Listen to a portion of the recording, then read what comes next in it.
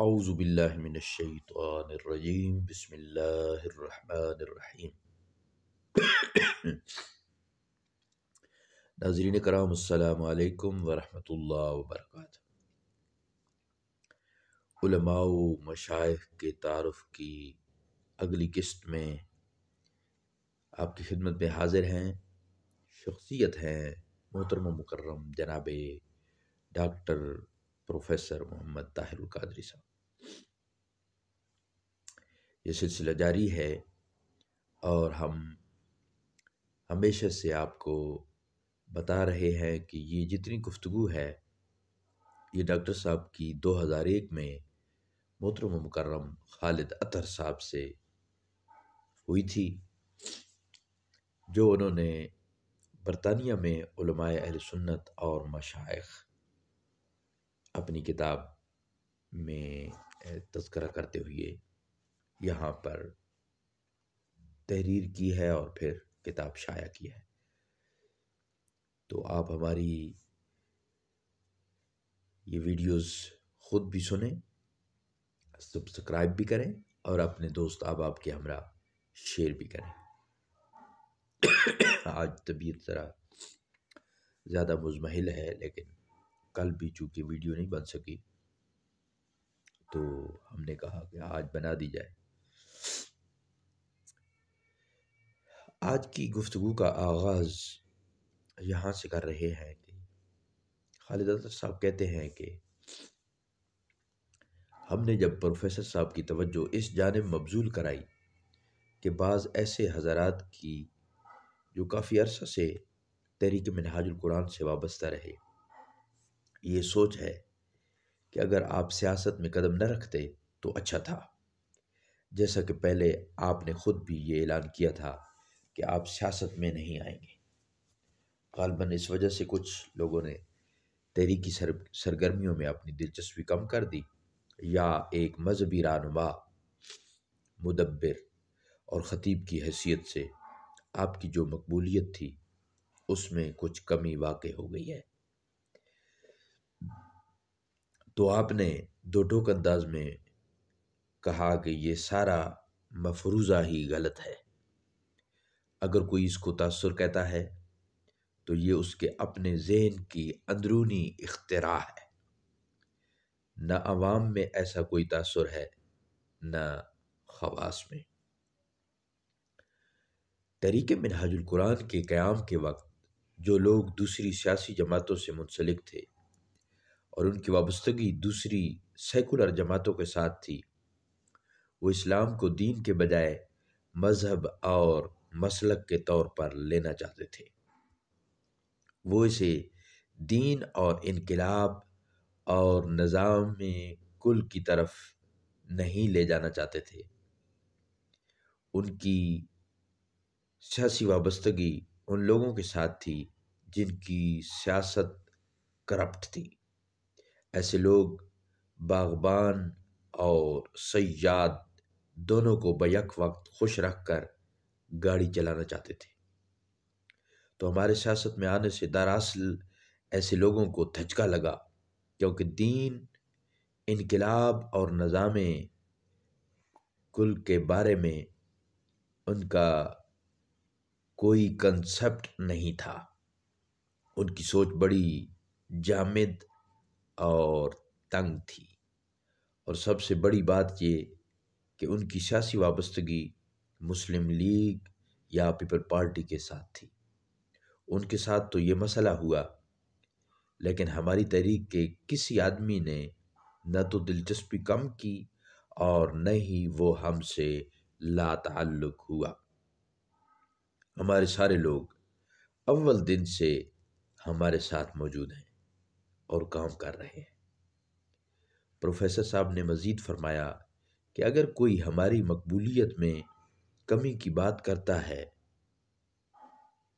تو سیاست میں آنے کے بعد پچھلے 10-12 برس میں ہماری مقبولیت میں 1000% اضافہ ہوا ہے۔ 21 سال کی پوری تاریخ میں پاکستان میں بھی اور پاکستان کے باہر بھی کبھی وہ مقبولیت نہیں رہی جو تحریک منہاج القرآن کی آج ہے۔ 1998 میں جب میں عوامی اتحاد کا صدر بنا تھا تو پیپل پارٹی سمیت ملک کی 18 بڑی چھوٹی سیاسی جماعتیں اس الائنس میں شامل تھیں، اور بطور چیئرمین میں نے اس سے اپنی سیاسی جدوجہد کا آغاز کیا۔ تو پہلے 2-2.5 سالوں میں تحریک کو جو کامیابیاں ہوئیں اور مجھے جو مقبولیت حاصل ہوئی وہ سب کے سامنے ہے۔ اگر کوئی کچھ کہتا ہے تو وہ اس کی کج فہمی ہے۔ میں پورے یقین سے کہہ سکتا ہوں کہ اب روئے زمین پر کوئی ایک آدمی بھی ایسا نہیں ہے جو یہ کہے کہ میرا سیاست میں آنا غلط تھا یا سیاست میں آنے کے بعد میری مقبولیت میں کوئی کمی ہوئی ہے۔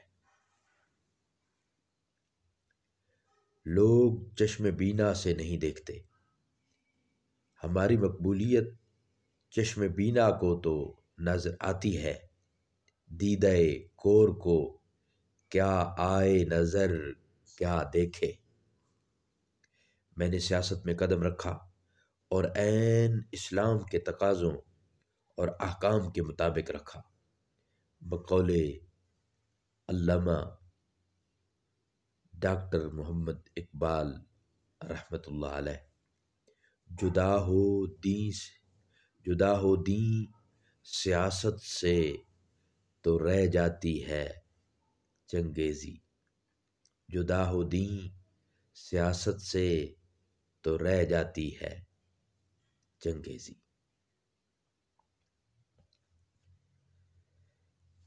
ناظرین کرام، اس سے اگلی جو قسط ہوگی اس میں محترم مکرم جناب ڈاکٹر پروفیسر محمد طاہر القادری صاحب اپنے مرشد گرامی کے متعلق جو آپ نے اپنے تاثرات پیش کیے وہ آپ کی خدمت میں پیش کیے جائیں گے۔ ماہ رجب المرجب کا آغاز ہو چکا ہے۔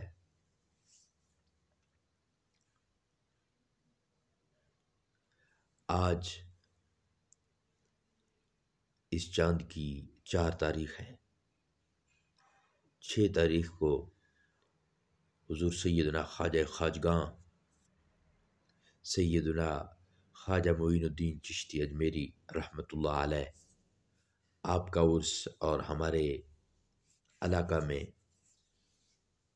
آستانہ عالیہ مڑیالہ شریف میں حضرت پیر سید غلام عباس شاہ صاحب عرف ناگا پیر صاحب کا عرس مبارک ہوتا ہے۔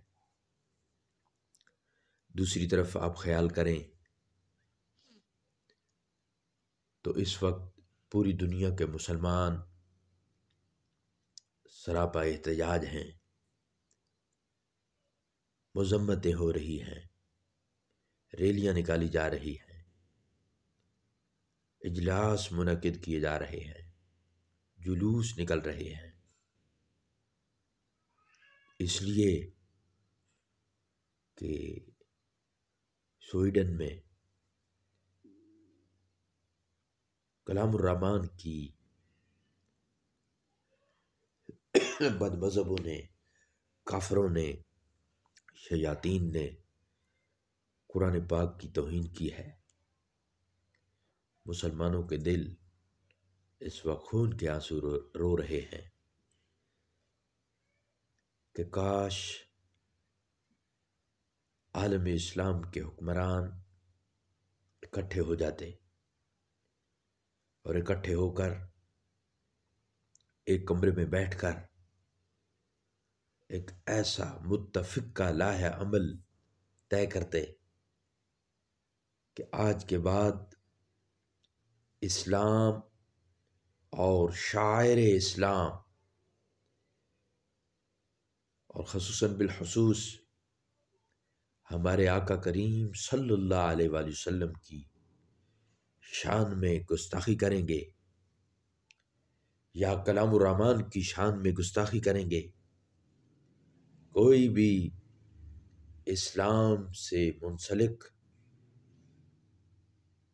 چیزوں کی گستاخی اور بیعت بھی کریں گے تو ہم پورے دنیا کے مسلمان حکمران اور رعایا تمام کافروں کی چیزوں کا بائیکاٹ کریں گے۔ اللہ تعالیٰ کی ذات ہمارے ملک کو